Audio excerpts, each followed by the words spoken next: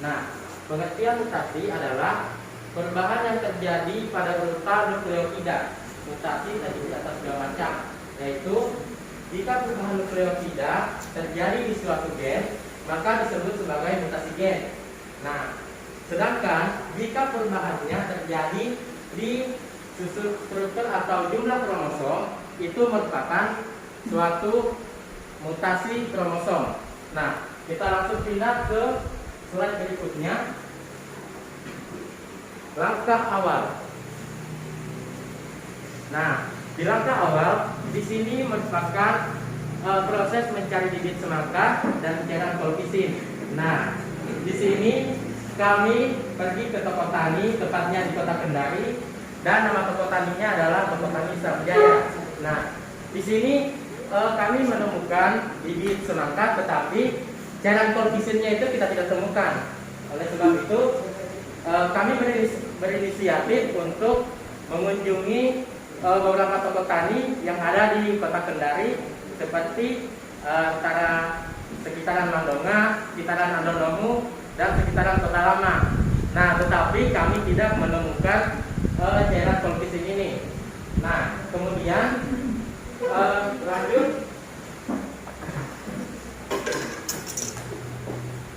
Nah, apakah terdapat masalah dalam mencari bahan bibit semangka dan cairan kolkisin? Nah, terdapat masalah, tetapi hanya cairan kolkisinnya saja yang sulit ditemukan.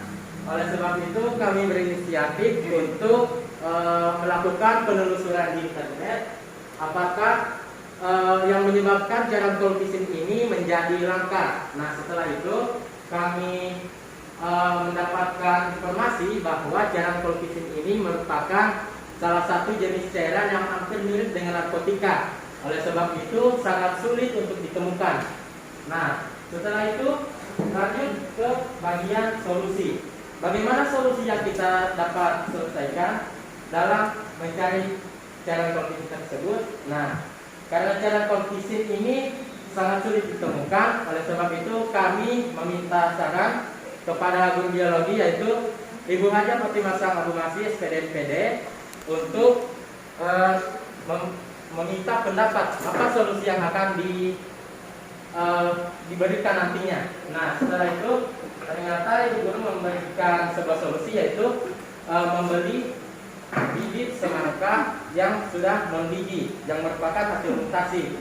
Sebab semangka tetraploid 4E merupakan semangka hasil mutasi kromosom yang didapatkan dari semangka diploid 2N yang diberi zat kimia.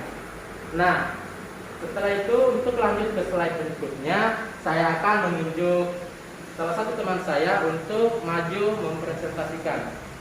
Saya akan menunjuk Siti Nurhalimah Hasem untuk maju menjelaskan slide selanjutnya. Kepada Siti Nurhalimah, saya persilakan.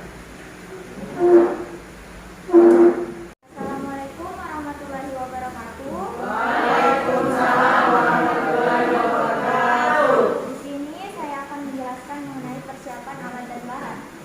Oke, yang pertama itu kami gunakan bibit semangka non biji. Di sini kami menggunakan 2 kemasan dengan merek Amara F1. Kemudian yang kedua, kotoran sapi. Di sini kami menggunakan kotoran sapi itu untuk menyuburkan tanah, untuk menyuburkan tanaman kami. Kemudian yang ketiga, kami menggunakan polybag sebanyak 10 lembar. Nah, dalam satu polybag itu kami isikan tanah yang kemudian berisi 5 biji. Nah, 5 biji itu dalam satu polybag itu kami berikan jarak. Nah, kemudian keempat, kami menggunakan tanah. Nah, tanah ini sebagai media tanaman kami. Kemudian yang kelima yaitu cangkul. Di sini cangkul kami gunakan untuk membuat bedengan. Nah, keenam, stok. Nah, stok ini kami gunakan untuk merapikan bedengan kami. Nah, ketujuh, baskom. Baskom ini kami gunakan sebagai wadah untuk menyimpan air. Nah, di mana air itu kami gunakan untuk menyiram tanaman semangka kami. Nah, kemudian jaring-jaring dan kayu gamal. Nah, jaring-jaring dan kayu gamal ini kami buat mengitari bedengan kami yang berfungsi untuk melindungi tanaman semangka kami dari serangan hewan seperti sapi dan lain-lain yang bisa merusak tanaman semangka kami. Nah, kemudian tangki dan pupuk hama.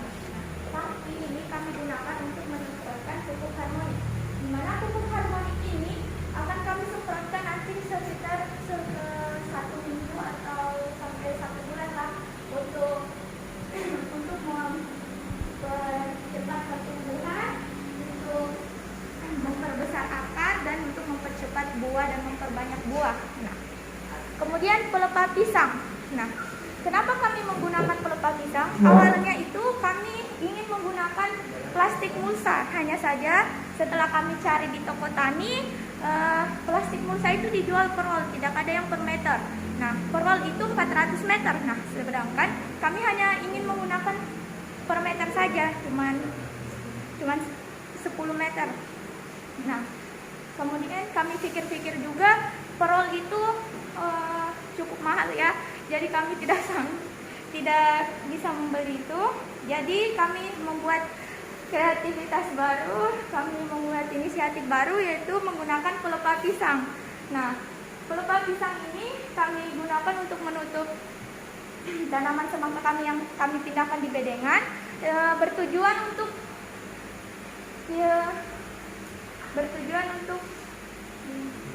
melindungi tanaman semangka kami dari cahaya matahari secara langsung, karena apabila terkena cahaya matahari secara langsung itu bisa membuat tanaman semangka kami layu. Oke, sekian penjelasan dari saya. Terima kasih. Wassalamualaikum warahmatullahi wabarakatuh. Nah, oke, adapun penjelasan mengenai slide berikutnya, saya akan menunjuk teman saya Nur Aprilia untuk menjelaskan. Saya persilakan. Assalamualaikum warahmatullahi wabarakatuh.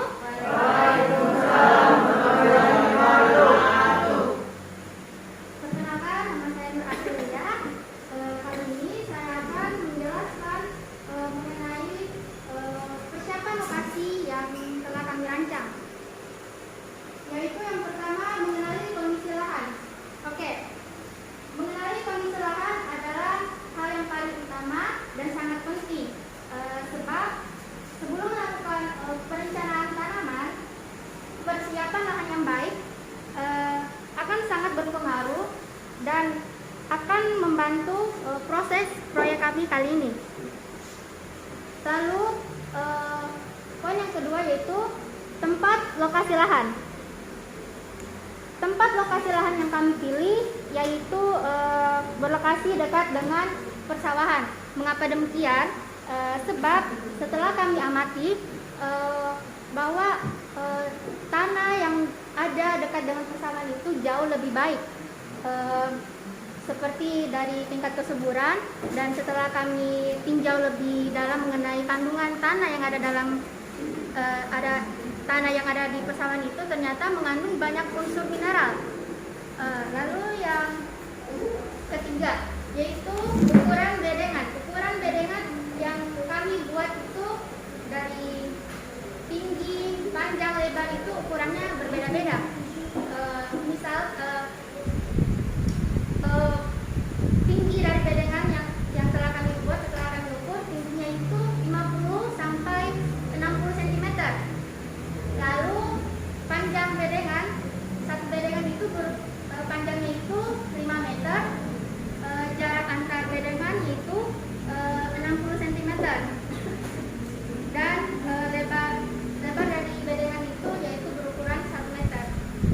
Baiklah, itulah penjelasan saya mengenai persiapan lokasi yang telah kami rancang.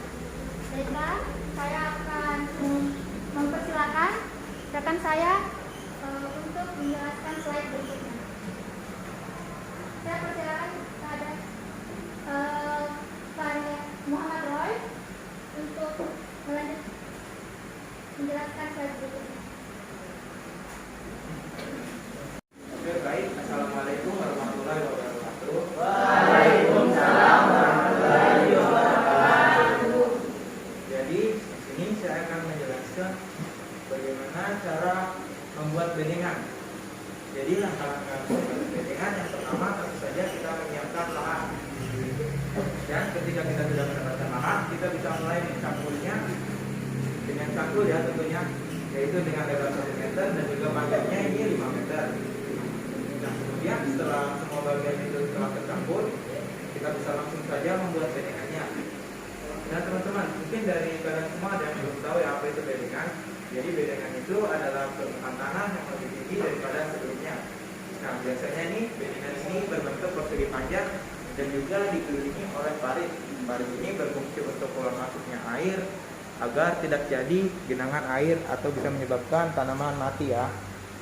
Nah, di sini kami membuat dua bedengan, yaitu masing-masing dengan tinggi 50 sampai 60 cm dan jarak antar bedengan yaitu 60 sampai 70 cm. Nah, kemudian untuk penjelasan slide berikutnya saya akan berikan kepada teman rekan saya yaitu Variandi untuk menjelaskan slide berikutnya. Saya persilahkan.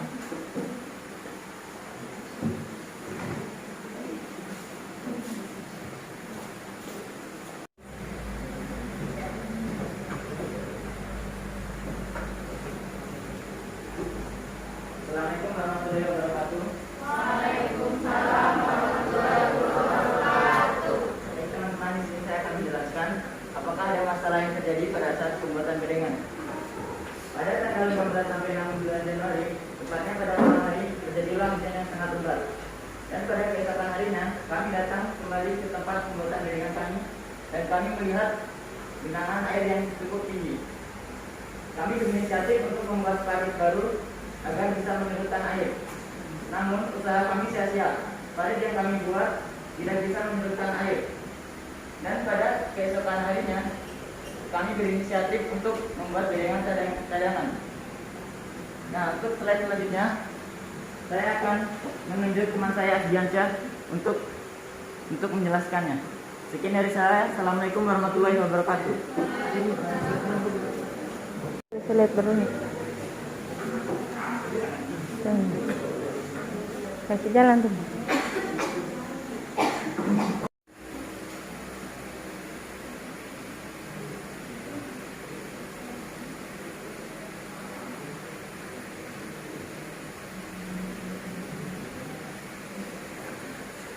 Baik, Assalamualaikum warahmatullahi wabarakatuh. Saya akan menjelaskan proses pembuatan bedengan cadangan. Kami membuat bedengan cadangan karena kami melihat bedengan yang kami buat sebelumnya terkena air. Seperti yang dijelaskan teman saya, Mariani. Kemudian kami bertugas untuk membuat bedengan tersebut yang bertepatan di pinggiran sawah. Alasan kami memilih membuat bedengan di pinggiran sawah karena tingkat kesuburan sesuai dengan yang kami mau. Adapun alat-alat yang kami gunakan, sama seperti yang dijelaskan tadi teman saya Izin Halimah, dan prosesnya sama yang dijelaskan teman saya Mas Roy. Ya, terima kasih penjelasan dari saya.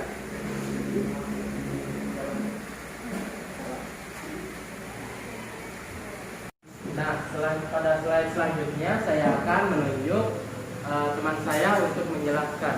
Saya akan menunjuk atas nama Alisa Aulia Jaga untuk maju menjelaskan slide selanjutnya.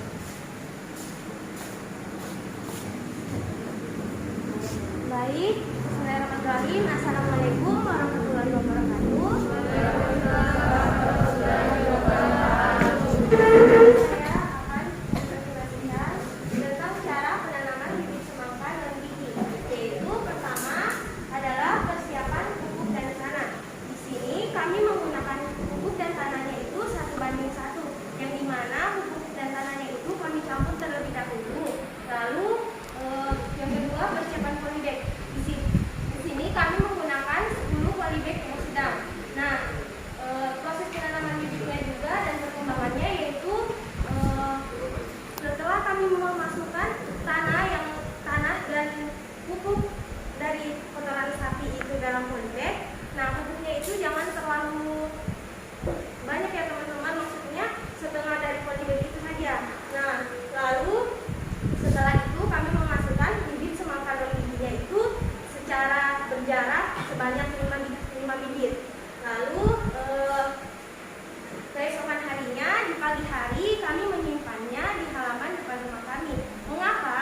Karena agar tanaman kami ini atau bibit semangka ini bisa dikena sinar matahari selama 9 jam, yaitu dari pagi hingga petang.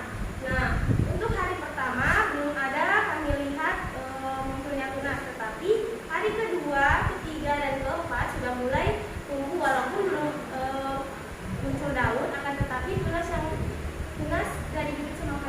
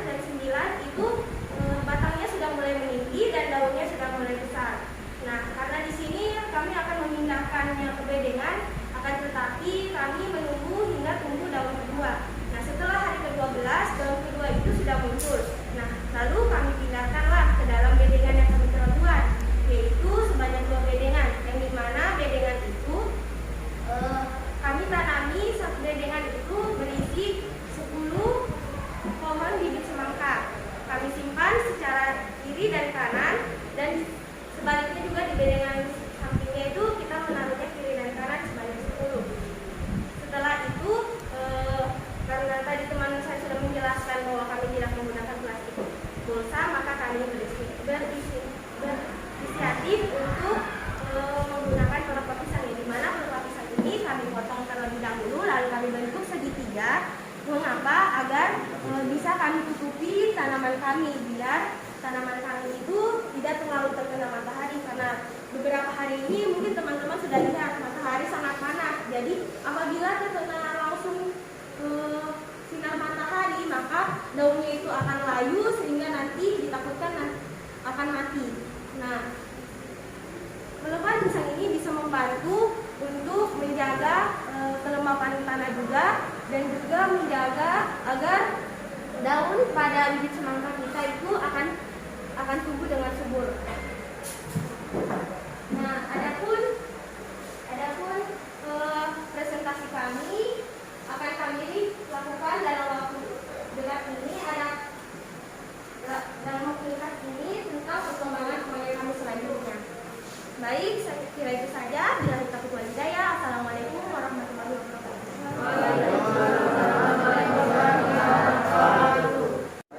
Teman-teman, itulah perkembangan yang kami lakukan, dan untuk presentasi selanjutnya kita akan melihat kondisi dalam proses perkembangan dan pemantauan bibit tanaman yang telah kita tanam. Lebih dan kurang yang kami ucapkan, saya akhiri. Wabillahi taufiq wal hidayah. Wassalamualaikum warahmatullahi wabarakatuh. Waalaikumsalam.